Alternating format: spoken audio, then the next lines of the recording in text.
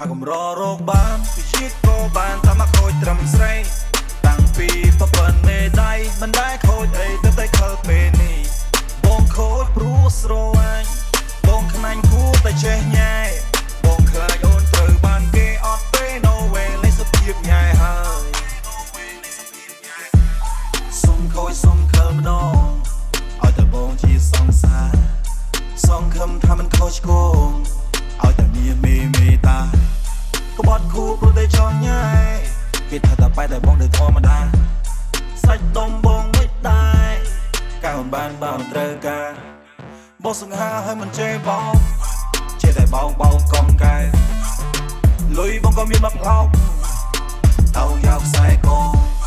ប្រល្អដែលកំររកបានប្រល្អដែលកំររកបានថាកំររកបានពីជាតិក៏បានតាមមកខូចត្រឹមស្រីតាំងពីប្រពន្ធមេដៃមិនដែលខូចអីទៅតែខលពេលនេះបងខូចព្រោះស្រវាញ់បងខ្នាញ់គួរតែចេះញ៉ែបងខ្លាចអូនត្រូវបានគេអត់ទេ no way លេសភាពញ៉ែហើយ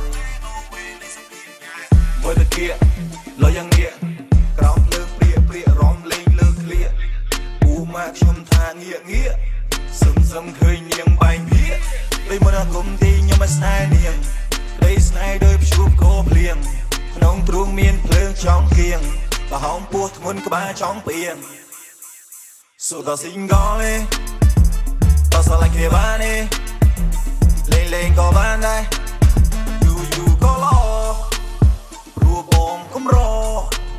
បងមិនបែបដូចស្គរតែមានជាតិប្រៃហើយអរណូ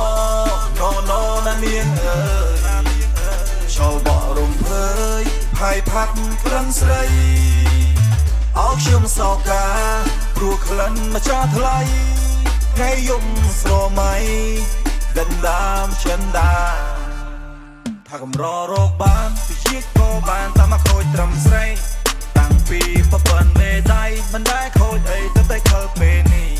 បងខូចព្រោះស្រវាញ់បងខ្នាញ់គួរតែចេះញ៉ែបងខ្លាចអូនត្រូវបានគេអត់ទេ no way លេសភាពញ៉ែហើយ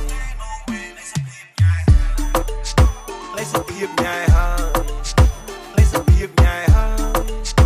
លេសភាពញ៉ែហើយ